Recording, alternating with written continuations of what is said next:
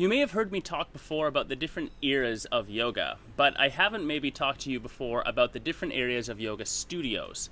There used to be this utilitarian era, especially in the hot yoga world, which I come from, where studios were quite small and very purpose-built. Some of the first studios I practiced in used to humidify the room by buying kettles from Walmart that just didn't turn off and boiling them in the corner.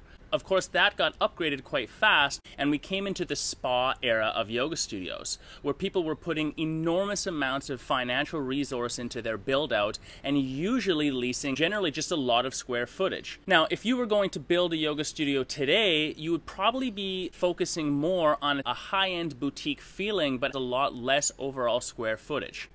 But the questions that I've been getting pouring in are a lot around, if you have a studio and you have a lot of square footage, how do you make sure that you keep having a viable business? Even if you have a really good per square foot rate, the sheer number of square feet that you may be having to maintain can be oppressive. So what do you do?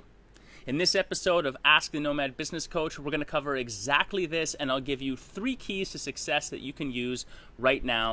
Part of the issue in the yoga and wellness industry now is that there are so many options for our customers out there that it can be very difficult to make sure that they end up staying with you versus going to something else.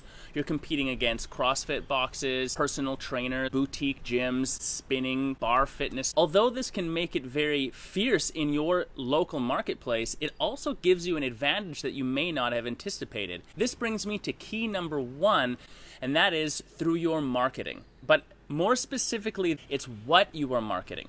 Because there are so many options available to people out there, it's made it even more important than ever to specifically define your niche. What is your product? What actually are you offering? And why is it that your clientele are coming in to visit you? If you try to keep your message too vague or broad, then people will go around and be trying to test the different options that are out there that they feel may additionally give them those benefits. Of course, this ties into the first major rule of good marketing practices, and that is be different early and often. Consider the fact that you can always relaunch your product. You can always get the message out there in a new way and target a specific demographic that maybe you haven't targeted before. The second key that's very important and wildly underutilized in the wellness industry, but especially in the yoga industry, is selling your yoga. What do I mean? You have to be in an active state of sales at any point in time and be continuously selling the concept of the benefits that your product offers to your clientele, even if they're already on a pass. The next time you go into your studio, look at your front desk staff and see, are they excited about what's going on? Are they actively looking for who they can speak to about a future purchase in your studio? Does your front desk have a specific sales script that they're all trained on and can effectively give at any given moment in an enthusiastic way? Is that unique message, that unique value proposition that your specific business offers, is that message being proliferated into the community all the time? Sell your yoga. And the final comment is about your schedule.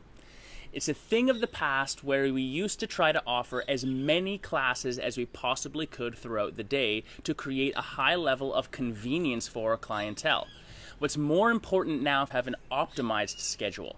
You need to know what your bottom line is for having students in your class. How many do you need to average in a class for it to be a viable time slot for you? For many of the studios that I work with, that number is at least at the 10 to 12 threshold. So if you have a class that's averaging below 10 people, it might not be a very good option for you. Optimize your schedule. Make sure you leave your comments down below and like this video. Share it with any of your friends out there who